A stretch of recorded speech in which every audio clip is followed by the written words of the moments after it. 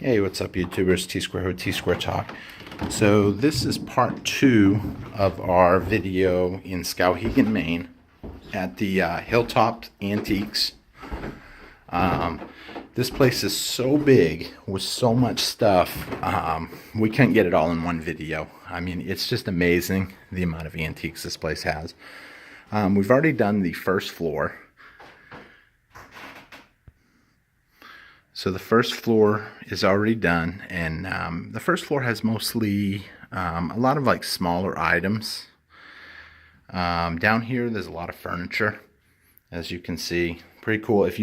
There are some people that up here that have their entire houses literally made out of old china cabinets. Everything is antique.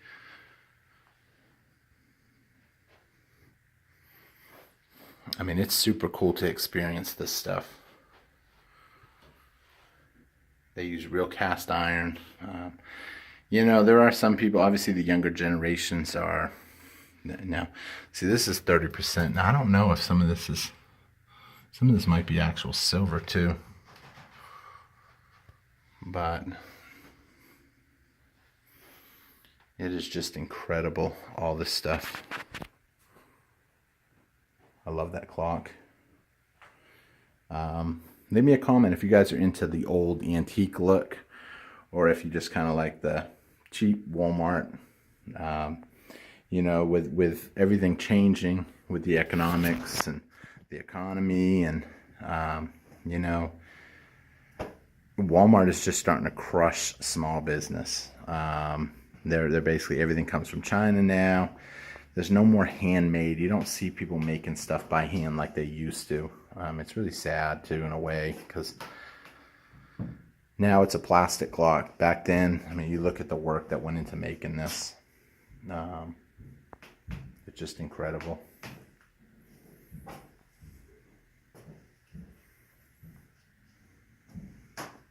And we're going to be going all across America, literally looking at stuff like this.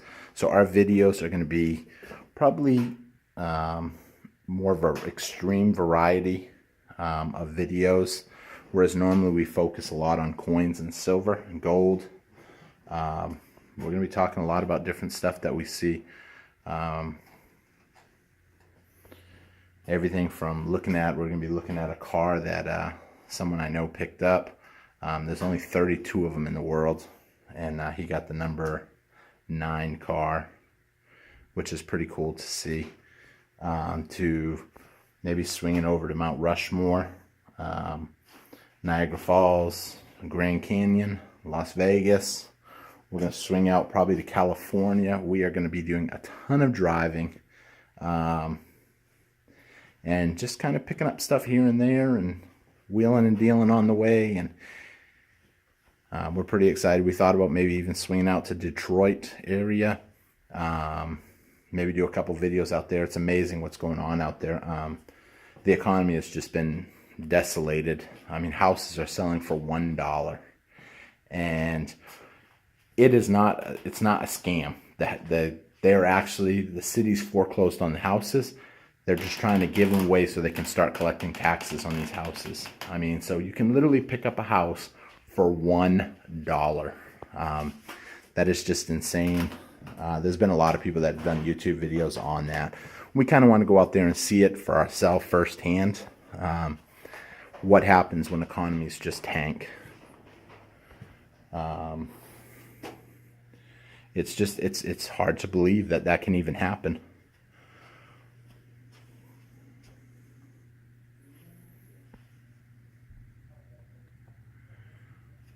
The old key's cool.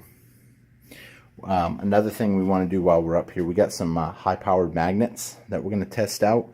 We want to do some magnet fishing. We're doing a bunch of yard sales, flea markets, and just kind of keep looking around. And we want you guys to really be there with us the whole way. The videos are going to be kind of fast-paced. We might even start doing 2 videos a day to try to get them out there. We will finish off our series on the $1 notes. we're going to do some, while we're up here, you know, in the past we used to do coin roll hunting up here. And when we first started, before we were even doing them on YouTube, and the coins that you get from small towns in Maine, you find so much better stuff.